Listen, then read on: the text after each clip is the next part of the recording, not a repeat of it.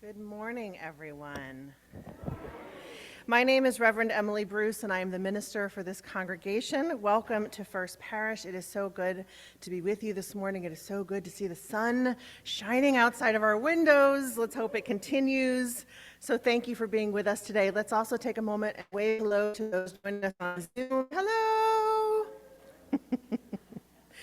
As Unitarian Universalists, we are a people of diverse beliefs, but we share a common faith, a faith that every single person is worthy of love, a faith that what we do in and for our world today is what really matters, and a faith that we are connected by an interdependent web to each other and to our earth home. So whoever you are, whomever you love, however you make meaning out of this world around us, you are welcome here with us this morning. In our service today, we honor the many lives sacrificed in the defense of our freedom. On this Memorial Day weekend, may we embrace the truth that democracy is sacred, lift up our gratitude for the many who have ensured its survival, and contemplate how we can continue the work of protecting our freedom. We will begin our service by silencing our cell phones. Thank you to whoever allowed that moment to happen.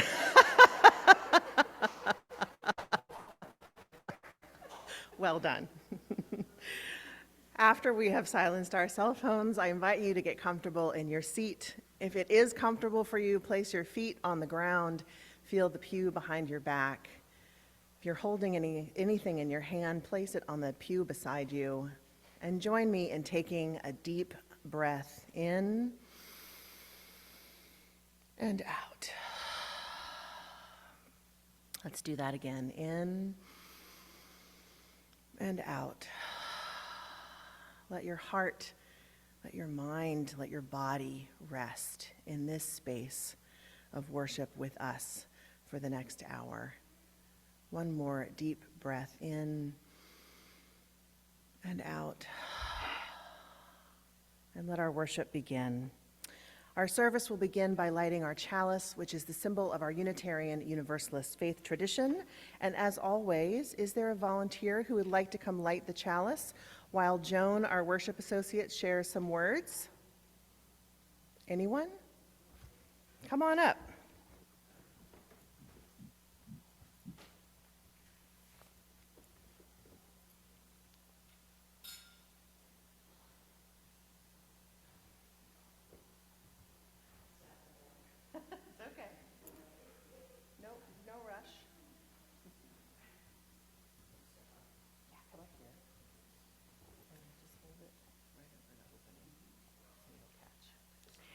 This morning, we light our chalice with these words entitled Called by Loss, Called by Peace, by Heather Januels.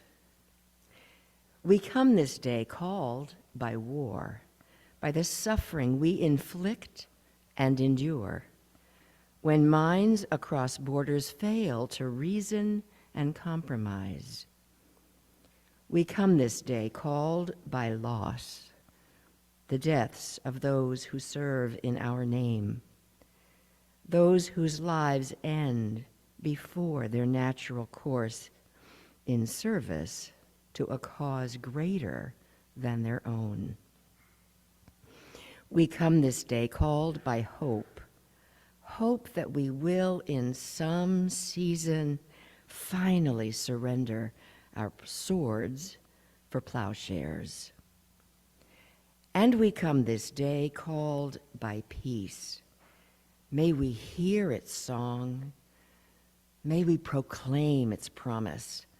May our remembrance today renew our struggle. We can never stay or rest.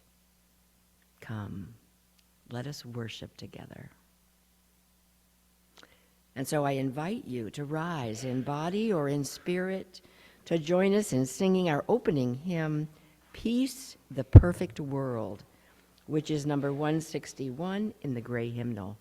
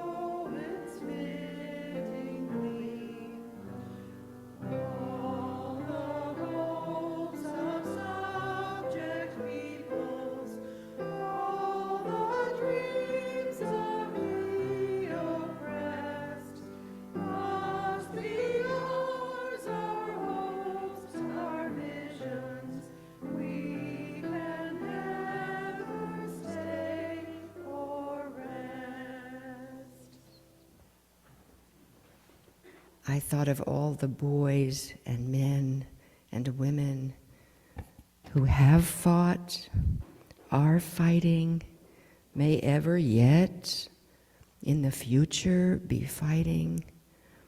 May we hold them all in our heart and our minds and our actions.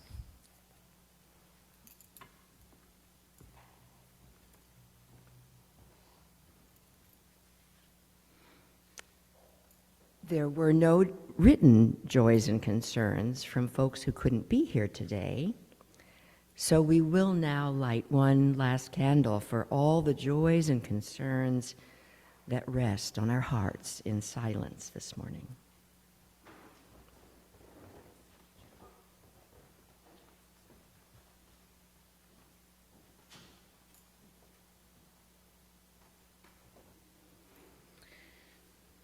Thank you all for sharing your joys and concerns with us.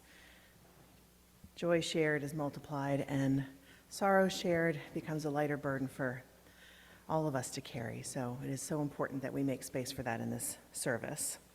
Will you now join me in a moment of prayer? Spirit of life, on this Memorial Day weekend, we remember and give thanks for those who have given their lives in the service of our country. When the need was greatest, they stepped forward and did their duty to defend the freedoms that we enjoy and to win the same for others. Holy Presence, hear our prayers for all who have died, whose hearts and hopes are known to you alone. Hear our prayers for those who put the welfare of others ahead of their own, and grant us hearts that may be as generous as theirs. Hear our prayers for those who gave their lives in the service of others, and grant us humility to accept the gift of their sacrifice. Comfort those who grieve the loss of their loved ones, and let healing plant seeds of hope in all of our hearts. Hope that we may work to shape and make a world where we will lay down the arms of war, where we may turn our swords into plowshares for a harvest of justice, compassion, and peace. In the name of the great love that surpasses all understanding, amen. Let us now hold a few moments of silence together in this space.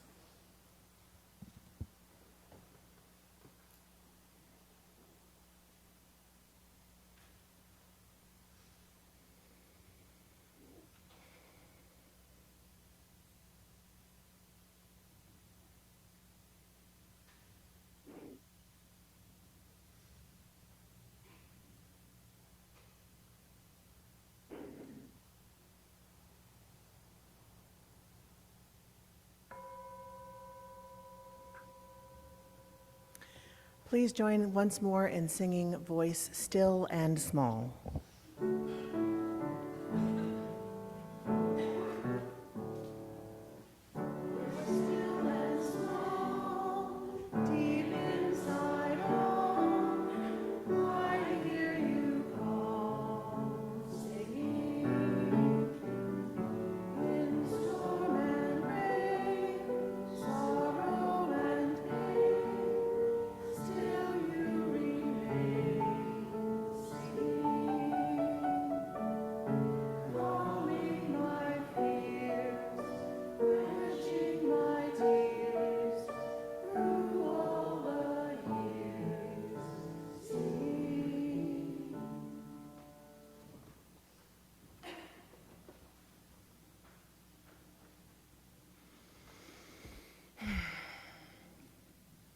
On this Memorial Day weekend, we honor the many who sacrificed their lives for our freedom. In our recent history, through 2 world wars, Korea, Vietnam, Afghanistan, Iraq, and the many smaller skirmishes we have engaged in around the world, many Americans have put their lives on the front line to defend our democracy, to defend our liberty, to protect the sacred democratic experiment that is the United States of America. Because freedom isn't free. right? We know that. It must be protected, it must be defended, it must be preserved. Eleanor Roosevelt once said, "Freedom makes a huge requirement of every human being. With freedom comes responsibility." These days, I am amazed at just how much I have been taking that freedom for granted. As institutions and norms are seemingly being dismantled around us, I often find myself frozen in disbelief, wondering how we got here, asking myself what can be done. And then I somehow, and I'm not sure how I do this, I somehow push that existential dread off to the edge of my vision, and I go along with my day, doing my work, going to the store, texting a friend, all the while feeling that low simmer of trepidation, that lump of anxiety in my throat. If you resonate with any of that, and I'm guessing at least some of you do, there is a word for this. It's a big word, hypernormalization. I learned this word from an article in The Guardian this week. Hypernormalization, the article says, describes life in a society where two main things are happening. The first is people seeing that governing systems and institutions are broken. And the second is that for reasons including a lack of effective leadership and an inability to imagine how to disrupt the status quo, people carry on with their lives as normal, despite systemic dysfunction. Give or take a heavy load of fear, dread, denial, and dissociation. Anyone? Sound familiar? So I read that, and that made sense to me. And I started to think about us. I thought about all of you. I thought about how we can possibly process the state of our world, not only to reckon with the present, but prepare ourselves for the future. And I think about how to talk about this when I have no solutions, no remedies. I know I cannot take on the systems and people that are corrupting and dismantling our world. I know that there are many things I can do, but none of them will stop this. I am extremely limited in my power. And I'm guessing all of you, or at least a large portion of you, are feeling extremely limited too. And in this pondering, I find myself thinking of my childhood, thinking about the world that I grew up in and how safe I felt in it. How even though there was partisan division and rancor, because when has there not been partisan division and rancor, that elected officials still seemed to work together, to want to work together. Government functioned more or less. There was no end to serious societal problems and government inefficiency at addressing those problems, but at the end of the day, everyone still seemed to agree that serving the people of the United States, all of the people of the United States, was the job, was the goal. And I realized as I was preparing to give this sermon that it was meant to tackle the talking politics at church argument, not a small task, I will say, that the church of my childhood, the government of my childhood, the world of my childhood doesn't exist anymore. It is gone and it is not coming back. We have turned a corner from the time when we were able to trust that there was a system working towards the greater good. Well, those of us with racial, class, and gender privilege, that is. There are many, many more without those privileges who have never, ever been able to trust the system. All of us that are now just feeling these feelings have a bitter pill to swallow, because what we are just now starting to feel is a reality that many have been living with for their entire lives.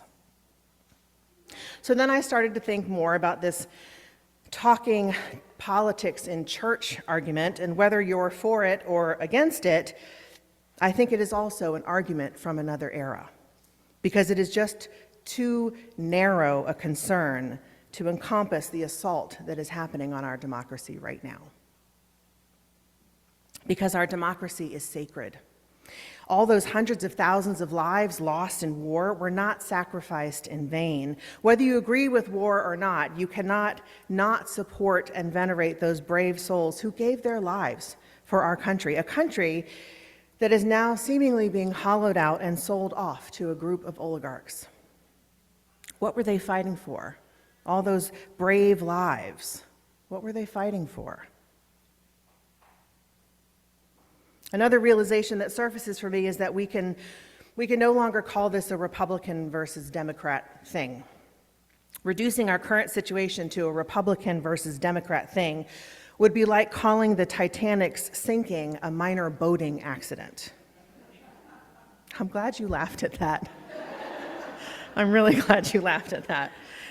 We need a little bit of laughter. I know this is heavy stuff. The Civil War is not between Republicans and Democrats, in my opinion. It's between those who want to preserve our democracy and those who want to dismantle it. The vast, vast majority of our country is on one side of that divide. And very few, mostly incredibly wealthy men who were only getting wealthier, are on the other side. And I just have to say also that I do not believe that many who voted for the current administration did so because they wanted to dismantle our democracy. While the political left and right have rarely been in agreement, I think this political divide between Republican and Democrat is largely serving as only a distraction from the larger issue. We have all been lost in a haze of misinformation, disinformation, outrage media, and the corrosive echo chambers that exist on social media. It is incredibly difficult to know what is true, to know who is telling the truth, and for a very select few who are intending to dismantle our democracy, that is the point. That is the point. So a big part of the reason I'm talking about this today is to beg, to implore all of us, myself included, to stop scapegoating our neighbors, our friends, and our family who may be on the other side of your political beliefs. Yes, I'm aware that you think that they're wrong. Yes, I know you believe that they are hurting our country, but we are all being swindled here by a system that is meant to keep us fighting while a select few make off with the spoils. I see some heads nodding. I'm glad. And we are letting them. That's the hardest part about this. We are letting them. We are letting the outrage machine take all of us down with infighting in our political parties, in our communities, in our neighborhoods, and yes, even in our churches, while the real problems are getting worse and worse.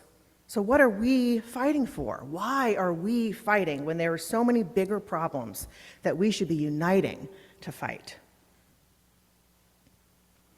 I'm going to pause here to remind all of you, and those of you who are visiting, who are wondering, does she talk like this every week? I don't. In this tradition, I have what's called freedom of the pulpit. That means I have the right and the responsibility, both are true, to speak my conscience from up here. And that is what I am trying to do this morning, speak my conscience. Thank you, Reverend Judy.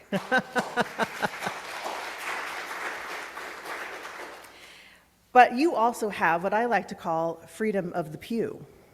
That means you don't have to agree with me. You may decide to continue to listen to me or not, but our faith gives you the freedom, too, to make your own meaning out of this world around you and to do it responsibly. So both of those things, my freedom of the pulpit and your freedom of the pew, are true because we are a covenantal faith. What binds us together is not a religious creed or structure of belief, but a commitment to be in community with each other, to hold the tension of individual right of belief alongside the responsibility to support our interdependent web of existence. Both things are true. Both commitments are held at the exact same time. And as some of you already know, doing this is really, really hard. It is really hard. It's not something that you get right once, but an ongoing process of listening to each other, respecting diversity of belief, encouraging each other to do the spiritual work Our church's covenant holds us to be truthful and respectful, to be open and welcoming to all. It is hard work, and trust me, it is not for the faint of heart. If it were, our country would look very different. Because in times when that covenant may feel like it's being tested, like right now, we have to lean into it and let it guide us. Because being part of this community is not about being right or being wrong. It's about being in relationship. It's about how we can hold a diversity of thought and opinion and still find our way to loving each other. It's how we ensure the survival of the whole by being able to hold each other in all of our glorious individuality. And that is what is being dismantled in our country. Our ability to see, hear, and understand each other, our embrace of the interdependent web, our ability to trust each other and even recognize each other as a friend and not an enemy. So no, the dismantling of our democracy cannot be reduced to being a political problem. It is a moral problem. It is an ethical problem. It completely violates our shared values of generosity, equity, interdependence, and most importantly, justice. Do you think the church shouldn't have a say in the justice and interdependence of our society? Because I don't. Jesus teaches us to love the stranger and feed the hungry. The prophet Amos implores us to let justice roll down like waters and righteousness like a mighty stream. The prophet Muhammad insists that human beings stand radically equal, like the teeth of a comb. The Buddha teaches us to share generosity, compassion, and universal goodwill with all of our fellow beings, all of our fellow beings. The whole world of sacred texts implores us to embrace each other, to love and protect our world, to know our place among the family of things, as our UU patron saint, Mary Oliver, puts it. In 1964, Martin Luther King gave a sermon entitled "A Knock at Midnight." In it, he preached rather candidly about the pious irrelevancy of the church and its inability to meet the challenges of modern-day America. He said, quote, "The church must be reminded once again that it is not to be the master or the servant of the state, but the conscience of the state. It must be the guide and the critic of the state, but never be its tool." In a time when so many churches have become tools of the state, we have a calling to speak our conscience and speak it loudly. Because King tells us the church must be the headlights, not the taillights. It must speak with boldness in the midst of fear and uncertainty. Folks, this is an incredibly bleak chapter of our history. I know you know that. And I know so many of us are struggling even to really face what is happening. And I am right there with you. I am right there with you. We are mourning so much with only more and more crises piling up every single day. But we cannot turn on each other. We cannot allow those few with so much power right now to divide us from each other.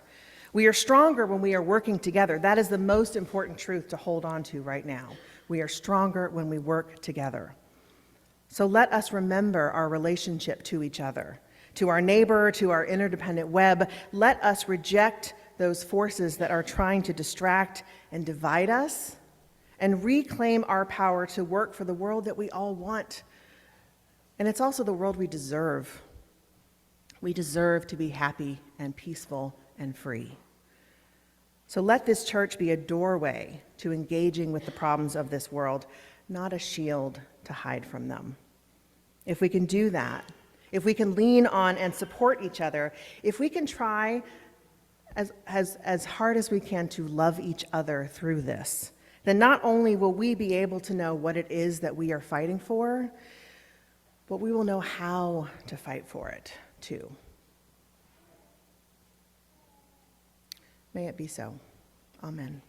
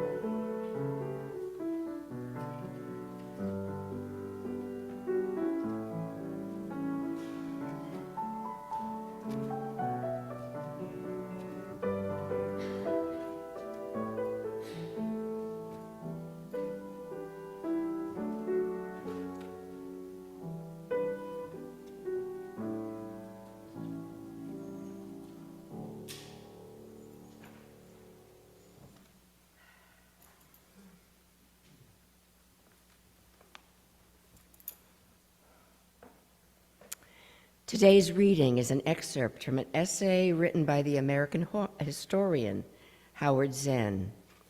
It was published in The Nation magazine on September 20, 2004. The title is The Optimism of Uncertainty. In this awful world where the efforts of caring people often pale in comparison to what is done by those who have power, how do I manage to stay involved and seemingly happy? I am totally confident not that the world will get better, but that we should not give up the game before all the cards have been played. The metaphor is deliberate. Life is a gamble. Not to play is to foreclose any chance of winning. To play, to act, is to create at least a possibility of changing the world. There is a tendency to think that what we see in the present moment will continue. We forget how often we've been astonished by the sudden crumbling of institutions, by extraordinary changes in people's thoughts, by unexpected eruptions of rebellion against tyrannies, by the quick collapse of systems of power that seemed invincible. Revolutionary change does not come as one cataclysmic moment. Beware of such moments, but as an endless succession of surprises, moving zigzag toward a more decent society. We don't have to engage in grand, heroic actions to participate in the process of change. Small acts, when multiplied by millions of people, can transform the world. To be hopeful in bad times is not just foolishly romantic.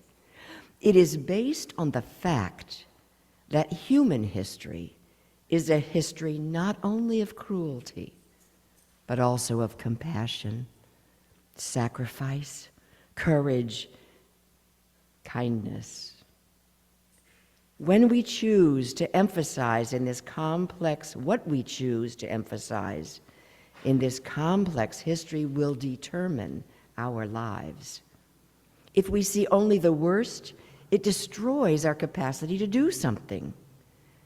If we remember those times and places, and there are so many, where people have behaved magnificently, this gives us the energy to act, and at least the possibility of sending this spinning top of a world in a different direction.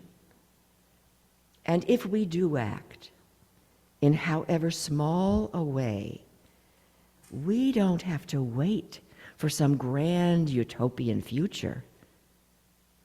The future is an infinite succession of present moments.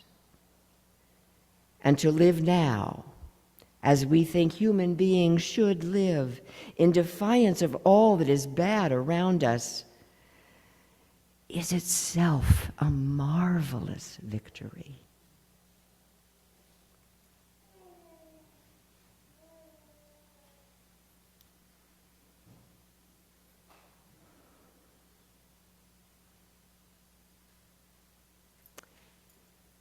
And when we give, we say yes to something we value. In this congregation, we take up an offering each week to say yes to the values of our UU faith and yes to this beloved community.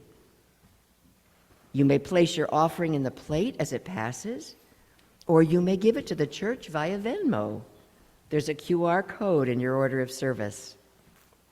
If you do give via Venmo, please make sure to write one of two things on the memo line. If your contribution is part of your annual pledge to support the church, please write pledge in the memo line. Otherwise, Please write plate in the memo line. Give as you are able, and know that today's offering will be gratefully received. Our offering today is "The Day is Done" by Stephen Paulus from our choir.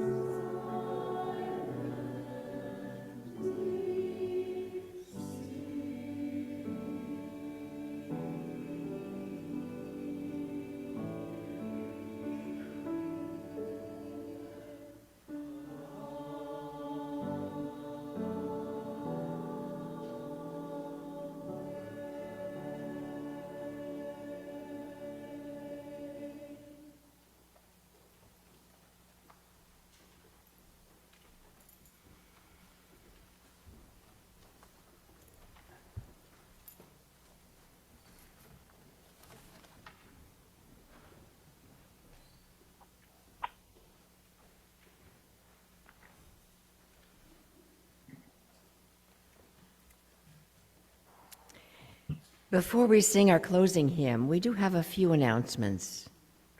If you're visiting us today, we invite you to join us after the service for coffee hour in the Beale House across the street and next to the parking lot. Be sure to check out the info island where there are opportunities to sign up for our newsletter and learn more about who we are. After the service today, all are welcome to a rally for a livable future from 12 to 1 on the Beale lawn. This is a public event for which we are lending our space. Its intention is to create a space where we can dream of the future we want for ourselves and all the generations to come. We'll have materials available to make posters during the coffee hour. Then coming up on Sunday, June 8, is our annual RE service on the Beale House lawn, followed by the parish picnic. Check the newsletter for the sign-up link to bring your contribution to the picnic. By the way, we need volunteers for the grill, setup, and yes, clean up. The yard sale is coming up on Saturday, June 14. There's information about when and how to donate items in the newsletter and on a bright orange poster in Sampson Hall. Check it out and find Deb Herlihy with your questions. However, there is a lot of room left for vendors. We're skinny on vendors. What good is a sale without vendors? So, if 2 or 3 or 4 families feel like getting together because you don't have enough all by yourself, do it. Invite friends. Think about where you trade, because they may have an independent business that they would love to get out into the community a little more. So please reach out, find a way. One single moment, find a way. That's all we've got right now. So if you would, please rise in body or in spirit to join us singing our closing hymn, My Life Flows On in Endless Song, 108 in your gray hymnal.